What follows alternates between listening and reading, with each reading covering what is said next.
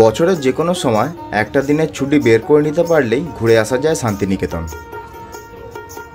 কিন্তু বসন্তের সময় একদিনের ছুটিতে কোথাও ঘুরতে যাওয়া মানেই শান্তিনিকেতন। তাই আমিও একদিনের ছুটি বের করে নিয়ে চলে গিয়েছিলাম শান্তিনিকেতন, যা আপনাদের এই ভিডিওতে দেখাবো। তো চলুন শুরু করা যাক। Here we go.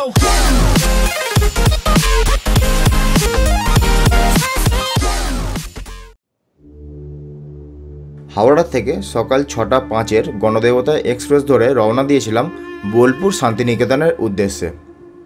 সকাল সকাল শান্তিনিকেতনে পৌঁছানোর এটাই হলো সবথেকে ভালো ট্রেন। এর আগে 5:55 বন্দে ভারত ছাড়ে ওই ট্রেন শান্তিনিকেতন পৌঁছায় 7:30 আর গণদেবতা শান্তিনিকেতন পৌঁছায় 8:40। আর আমরা যেদিন গেছিলাম সেই দিন শান্তিনিকেতন পৌঁছতে হয়ে গিয়েছিল প্রায় 9টা। শান্তিনিকেতন স্টেশনের বাইরেই টোটো স্ট্যান্ড আছে, এখান থেকেই টোটো নিয়ে আপনারা ঘুরতে যেতে পারেন।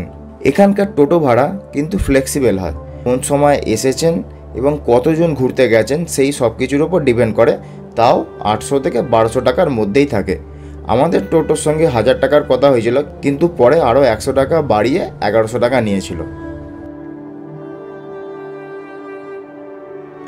সাইট সিনের প্রথমেই আমরা চলে গিয়েছিলাম কঙ্কালীতলা। স্টেশন থেকে দূরত্ব প্রায় 9 কিলোমিটার আর যেতে টাইম লেগে যায় প্রায় আধ ঘন্টা। কঙ্কালীতলার মন্দিরটি 51 সতীপীঠের মধ্যে একটি।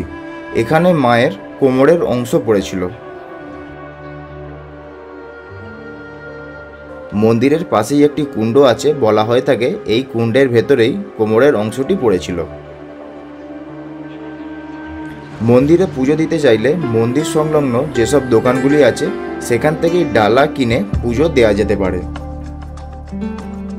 এটা যেহেতু সতীপীঠ, তাই মন্দিরের পাশেই সতীপীঠের ভৈরবের মন্দির আছে, নাম হলো রুরু ভৈরব।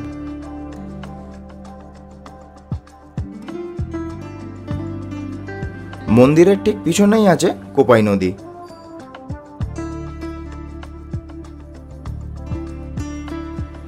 এরপর চলে গিয়েছিলাম বিশ্বভারতী ক্যাম্পাস।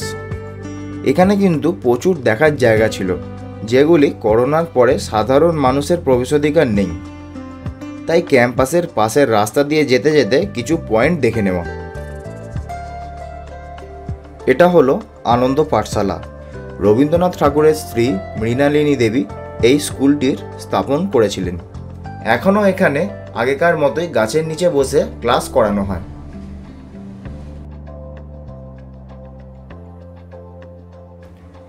এই বটগাছটির নাম হলো 3 পাহাড় বটগাছ।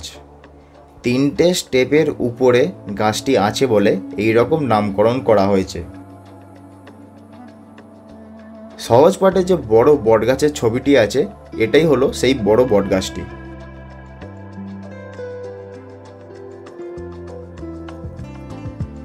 এই সুপারি গাছটার নাম হলো তালধ্বজ, আর একে কেন্দ্র করেই নিচে একটি মাটির বাড়ি আছে।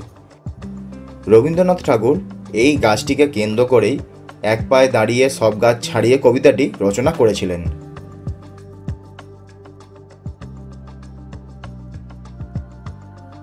এরপর আমরা দেখে নিয়েছিলাম উপাসনা গৃহ বা কাঁচঘর। 1892 সালে দ্বিজেন্দ্রনাথ ঠাকুর এই গৃহের নির্মাণ করিয়েছিলেন ইংল্যান্ডের ক্রিস্টাল প্যালেসের অনুকরণে। পুরো ঘরটাই রঙিন বেলজিয়াম কাঁচ দিয়ে মোড়া। আগে এখানে প্রার্থনা করার জন্য ঢুকতে দিত, কিন্তু এখন আর ভিতরে ঢুকতে দেয় না। এরপর দেখে নিয়েছিলাম শান্তিনিকেতন ভবন বা শান্তিনিকেতন গৃহ। এই বাড়িটি রবীন্দ্রনাথ ঠাকুরের শান্তিনিকেতনে বাসভবন ছিল। বাড়িটি তৈরি করেছিলেন দেবেন্দ্রনাথ ঠাকুর। রবীন্দ্রনাথ ঠাকুরের পুরো বাল্যকালটাই এই বাড়িতে কাটিয়েছিলেন, আর এই বাড়ির নাম অনুযায়ী এই জায়গার নাম হয়েছে শান্তিনিকেতন। এই হলো শান্তিনিকেতনের বিখ্যাত ছাতিমতলা।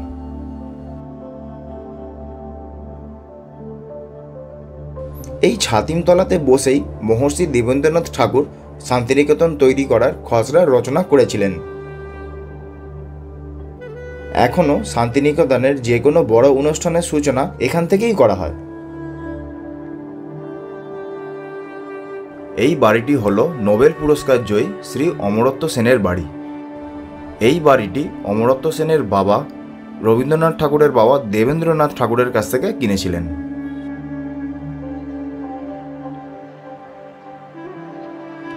এরপর আমরা দেখে নিয়েছিলাম রবীন্দ্র ভবন সংগ্রহশালা। এন্ট্রি ফি হলো 100 টাকা, আর স্টুডেন্টদের জন্য এন্ট্রি ফি হলো 10 টাকা। মিউজিয়ামের ভিতরে কবিগুরু রবীন্দ্রনাথ ঠাকুরের ইউজ করা নানাবিধ জিনিসপত্র, বিদেশ থেকে পাওয়া চিঠি, বিদেশ থেকে পাওয়া নানা সময়ের উপহার এবং নোবেল পুরস্কারের একটি রেপ্লিকা রাখা আছে। রবীন্দ্রনাথ ঠাকুরের তৈরি করা 5টি বাড়ি নিয়ে এই জায়গাটি উত্তরায়ণ কমপ্লেক্স। এর মধ্যে যে 5টি বাড়ি আছে সেগুলি হলো উদয়ন, কোনারক, পুনশ্চ, শ্যামলী, উদিচি। কোনো বাড়ির ভিতরেই কিন্তু ছবি তোলা বা ভিডিওগ্রাফি করা যায় না।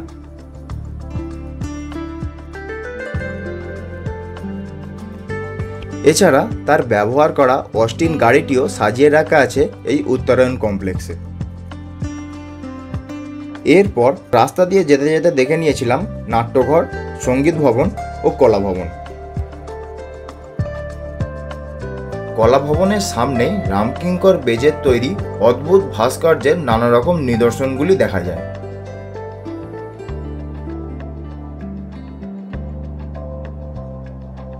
তারপর চলে গিয়েছিলাম বল্লভপুর ডিয়ার পার্ক। এই পার্কটি খোলা থাকে সকাল 9টা থেকে বিকাল 3:30 পর্যন্ত। এই পার্কটিতে কোনো রকম এন্ট্রি ফ্রি নেই। ডিয়ার পার্ক সেহেতুই ভেতরে অনেক হরিণ আছে। তাছাড়া কিছু না থাকলেও একবার শান্তিনিকেতনে আসলে এই শাল শিমুল গাছে ঘেরা ডিয়ার পার্কটি একবার দেখে নেওয়াই যায়। এরপর আমরা লাঞ্চ সেরে নিয়ে তার পরের জায়গাগুলি দেখার জন্য এগিয়েছিলাম। তারপর আমরা দেখে নিয়েছিলাম সৃজনী শিল্পগ্রাম। সকাল 9:30 থেকে বিকাল 6:30 পর্যন্ত এটি খোলা থাকে। এর এন্ট্রি ফি হলো 30 টাকা।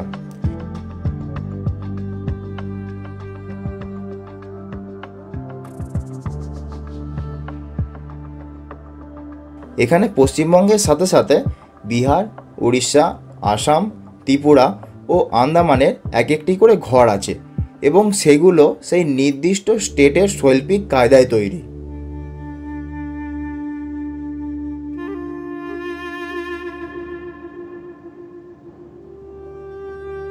এবং প্রত্যেকটা বাড়ি সেই নির্দিষ্ট স্টেটের শিল্প এবং সংস্কৃতিতে খুব সুন্দরভাবে সাজিয়ে রাখা আছে। এছাড়া এখানেও কিছু দোকান আছে, চাইলে এখান থেকেও মার্কেটিং করা যায়। তারপর চলে গিয়েছিলাম সুরুল রাজবাড়ি। রাজবাড়ির নাম হলেও এটা কিন্তু আসলে একটি জমিদার বাড়ি। শ্রীনিবাস সরকার 250 বছর আগে এই জমিদার বাড়ির নির্মাণ করিয়েছিলেন। এখানে এখনও প্রতি বছর দুর্গাপুজো হয়। তাছাড়া বিভিন্ন সময় বিভিন্ন বাংলা মুভির শুটিং এই রাজবাড়িটিতে হয়েছে।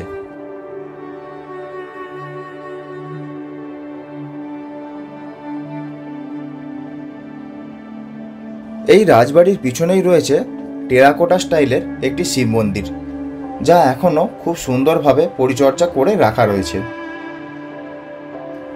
এরপর আমরা দেখে নিয়েছিলাম প্রকৃতি ভবন নেচার আর্ট মিউজিয়াম। এখানের এন্ট্রি ফি হলো 30 টাকা। এখানে শুধু কাঠ এবং পাথরে তৈরি করা নানা রকমের স্ট্যাচু রাখা আছে।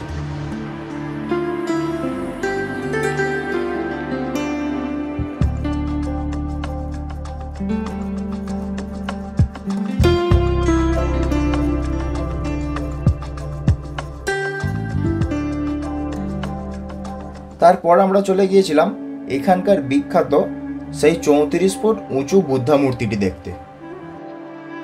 একদম ফিট সাদা এই বুদ্ধ মূর্তিটি দেখতেও কিন্তু সুন্দর।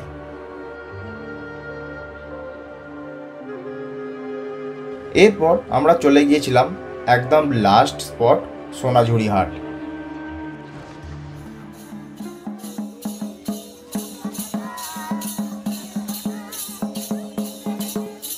সোনাঝুরি হাট আগে শুধুমাত্র শনিবারই বসতো, কিন্তু এখন ডেলি বসছে এবং এখানে ক্রেতা ও বিক্রেতা এত পরিমাণে বেড়ে গেছে, নানা জায়গায় এই সোনাঝুরি হাটের এক্সটেনশন হয়ে গেছে।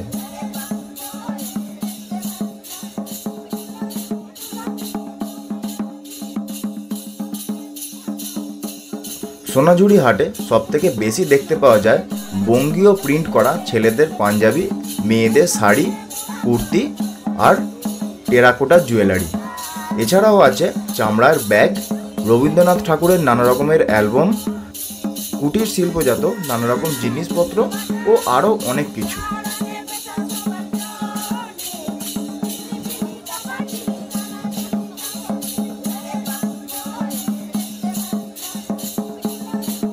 শান্তিনিকেতনে গিয়ে যারা কিছু কিনবো মনে করে যায়, তাদের কিন্তু এটা হচ্ছে একদম সেরা জায়গা।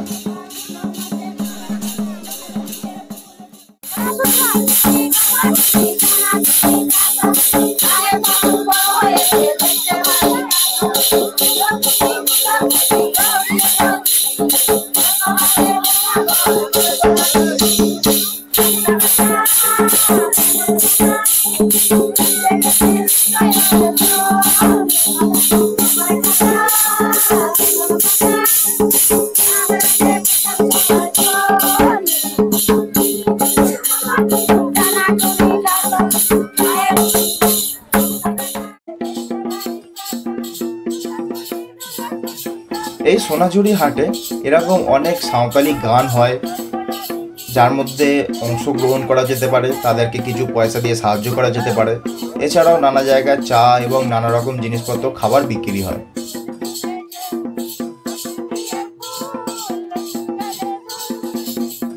সোনাঝুরি হাটকে আমরাও বেশ ভালো করেই উপভোগ করেছিলাম। শান্তিনিকেতন থেকে হাওড়া ফেরার ট্রেন ছিল 13018 গণদেবতা এক্সপ্রেস, যা 8:18 বোলপুরে আসার কথা ছিল, কিন্তু এসেছিল 8:30 আর হাওড়ায় পৌঁছে দিয়েছিল 10:15।